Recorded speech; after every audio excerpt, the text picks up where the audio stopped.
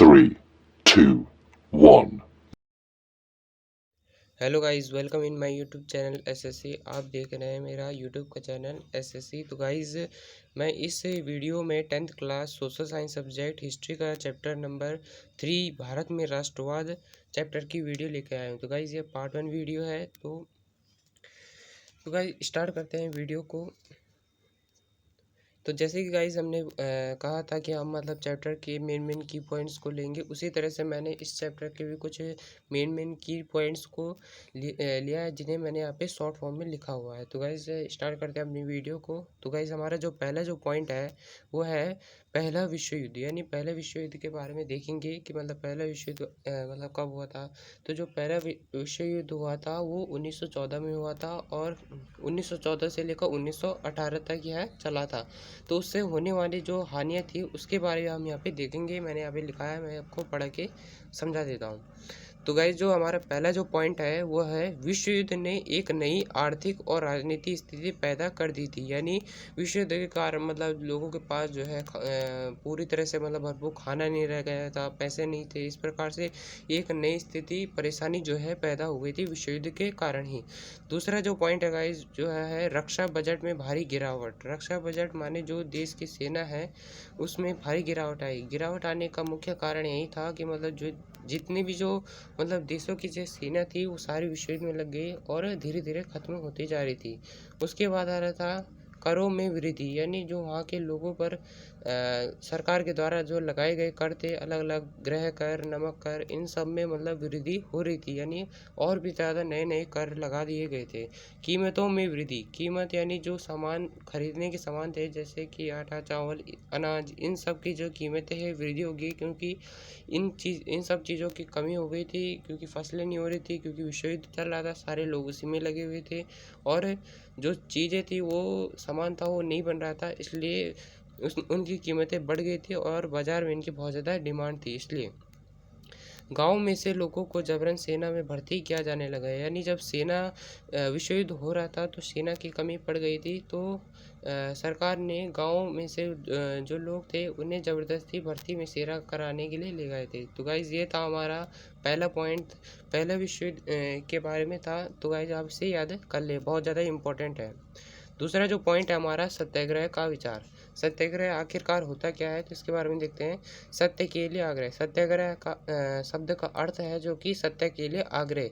यानी अगर आपका उद्देश्य सत्य तथा आप अन्याय के खिलाफ हैं तो आप इसका मुकाबला करने के लिए आपको शारीरिक बल की आवश्यकता नहीं पड़ेगी।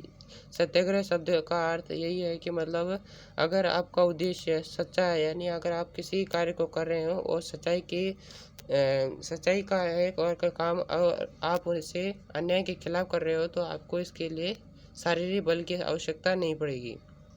उसमें आपको सच्चाई का जो अच्छाई जो बल है उसका आपका उपयोग होगा और बिना शारीरिक बल के ही उस कार्य को पूर्ण कर लेंगे। तो गाइज, सत्याग्रह जो एक शब्द है वो मतलब महात्मा गांधी के द्वारा लगाया गया था, एक आंदोलन है जो कि महात्मा गांधी ने पहले दक्षिण अफ्रीका में लगाया गया था। फिर उसके बाद धीरे धीरे महात्मा गांधी ने इससे भारत के विभिन्न राज्यों में जो है इस आंदोलन को लगाया गया था सत्याग्रह। तो इसी बारे में हम देखेंगे आगे।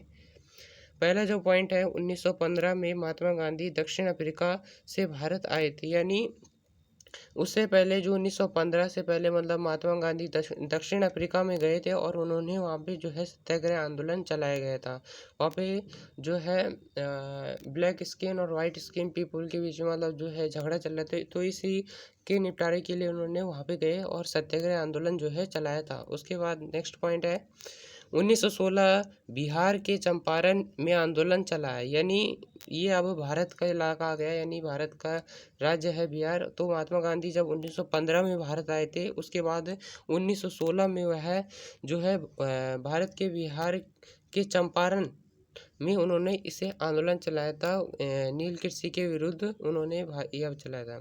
उसके बाद आता है 1917 में उन्होंने गुजरात के खेड़ा, गुजरात हमारा देश के मतलब राज्य है और खेड़ा उसके अंदर का कोई इलाका है, तो वहाँ पे खेड़ा जिले खेड़ा वहाँ पे एक ज़िला है, तो उसमें मतलब महात्मा गांधी ने किसानों की मदद के लिए सत्याग्रह आंदोलन को वहाँ पे चलाया था। उसके बाद आता है 1918 में गांधी जी ने अहमदाबाद सूती कपड़ा कारखाने में मज़दूरों की मदद हेतु चलाया था। तो 1918 में महात्मा गांधी ने अहमदाबाद यानी वहाँ पे भी किसानों की मदद के लिए उन्होंने यहाँ पे चलाया था। तो गाइस ये जो चारों जो पॉइंट है बहुत ज़्यादा इंपॉर्टेंट है। क्वेश्चन बन के आ जाता है कि महात्मा गांधी दक्षिण अफ्रीका से भारत कब लौटे थे, तो 1915 में आए थे। महात्मा गांधी मतलब उन संस्थाओं के नाम बताए जहाँ जहाँ पर महात्मा गांधी ने मतलब भारत में सत्याग्रह आंदोलन को चलाया था। तो ये लिख सकते हैं कि 1916 में बिहार में चलाया, 1917 में गुजरात में चलाया, 1918 में जो है अहमदाबाद में चला है। आपको इसका रीज़न भी पता होना चाहिए कि 1916 में महात्मा गांधी ने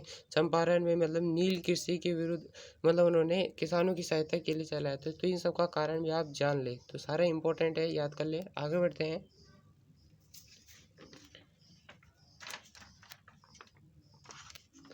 तो गाइज ये हमारा तीसरा जो पॉइंट है वो है रॉल एक्ट। ये बहुत ज़्यादा इंपॉर्टेंट है और 5 नंबर का क्वेश्चन ये ज़रूर आता ही आता है पेपर में।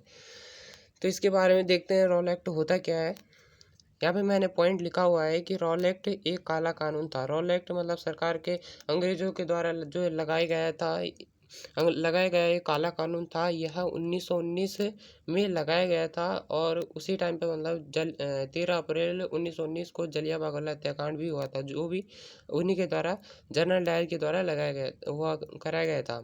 दूसरा जो पॉइंट है, इस कानून के अंतर्गत किसी को भी लंबे समय तक जेल में डाल दिया जाता था। यानी तो जो ये रॉल एक्ट एक कानून बनाया गया था, तो इस कानून के तहत मतलब अगर कोई भी मतलब सरकार का विरोध कर रहा है तो उस व्यक्ति को पकड़कर जेल में डाल सकते थे। 1-2 साल के लिए बिना मुकदमा चलाए मतलब जेल में डाल सकते थे। यह 1919 में लागू किया गया था। इसकी डेट बहुत ज़्यादा इंपॉर्टेंट है, पूछ लिया जाता है कि रॉल एक्ट कब पारित किया गया, तो 1919 में पारित किया गया। उसके बाद आता है राजनीतिक गतिविधियों का कुछ चलना।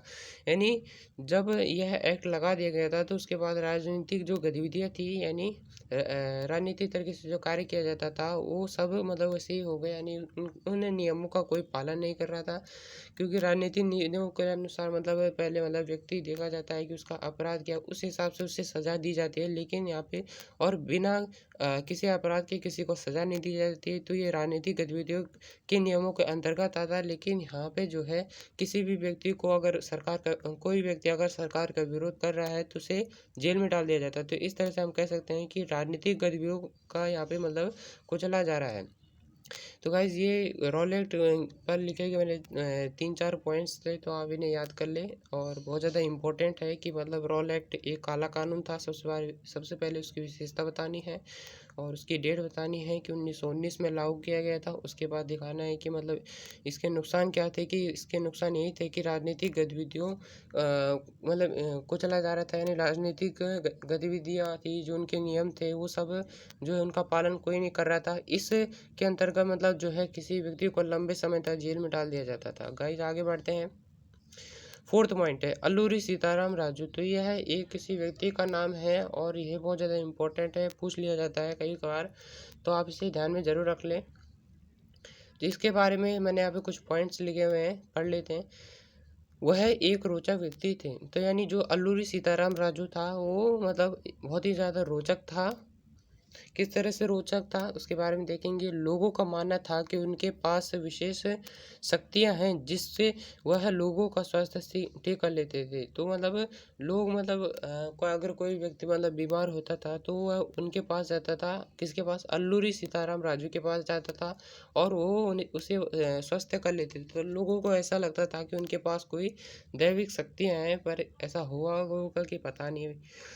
आगे बढ़ते हैं कि गांधी जी के प्रशंसक थे। अल्लूरी सीताराम राजू थे गांधी जी के प्रशंसक। प्रशंसक मतलब कि मतलब जैसे कि गांधी जी कहते हैं कि अहिंसावादी बनो, यानी हिंसा मत करो। तो इसी तरह से मतलब जो है अल्लूरी सीताराम भी राजू कहते थे कि मतलब उन्हीं के प्रशंसक, उन्हीं के जो मतलब विचार थे उन पर उन्हीं के विचारों पर चला करते थे कि ऐसा हमें करना चाहिए, मतलब किसी के साथ हिंसा नहीं करना चाहिए, अहिंसावादी बनना चाहिए। लेकिन दूसरी तरफ मतलब वो जो अल्लूरी सीताराम राजू कहते थे कि मतलब अगर हमें अपना देश वापस लेना है तो इसके लिए हिंसा तो करनी ही पड़ेगी। तो एक तरह से तो वो गांधी जी के प्रशंसक थे, दूसरी तरह से उनके मतलब नियमों के विरुद्ध भी थे। तो इस प्रकार से अल्लूरी सीताराम राजू के बारे में यहाँ पे कुछ पॉइंट्स लिखे गए थे कि वो एक रोचक व्यक्ति थे। लोगों का मानना था कि उनके पास दैवीय शक्ति है, जिसके आधार पर लोगों को मतलब स्वस्थ कर लेते हैं, और वो गांधी जी के प्रशंसक थे। तो गाइज ये सारे पॉइंट्स बहुत ज़्यादा इंपॉर्टेंट है, आप इन सभी को याद कर लें।